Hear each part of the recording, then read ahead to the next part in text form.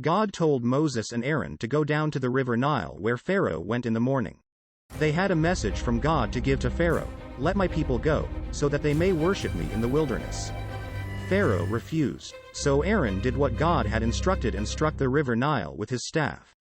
The water was changed to blood. Fish died, the Egyptians could not drink the water and the river smelt. Pharaoh's magicians did the same thing by their secret arts. Pharaoh refused to obey God and turned and went back to the palace.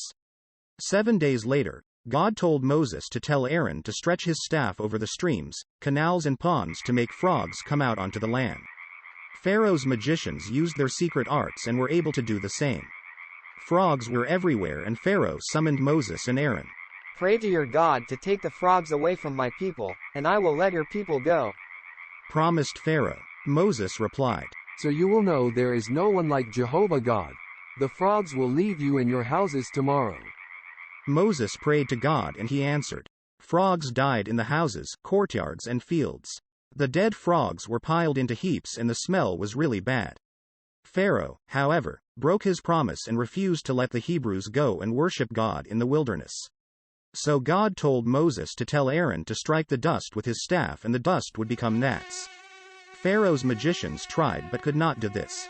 "This is the finger of God," they told Pharaoh. Gnats were on people and animals everywhere.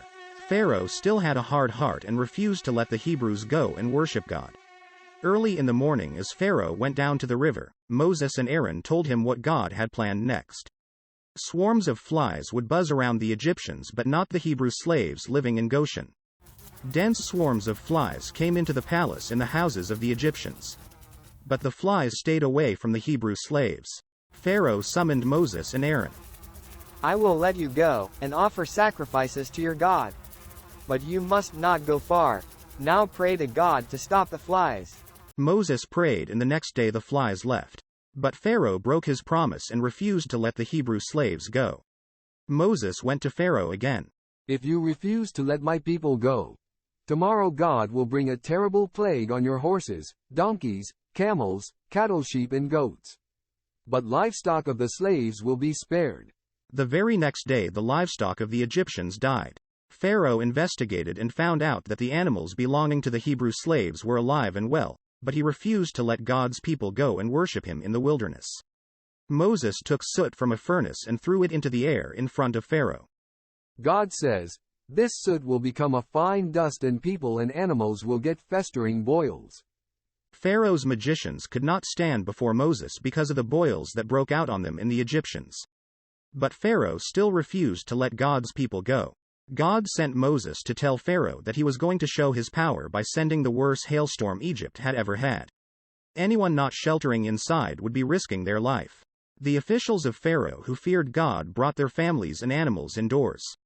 But those who ignored God stayed outside. When Moses raised his staff, the worst storm anyone had ever seen blew up. Lightning filled the skies and large hailstones came pounding down. Those caught outside were killed. But the storm did not hit the slaves living in Goshen. "I have sinned. The Lord is right," Pharaoh told Moses. "I will let you go." Moses went out of the city and spread out his hands to God. The thunder and hail stopped. Pharaoh, however, changed his mind and stubbornly refused to let God's people go. He thought he could defy God, but God was not finished with him yet.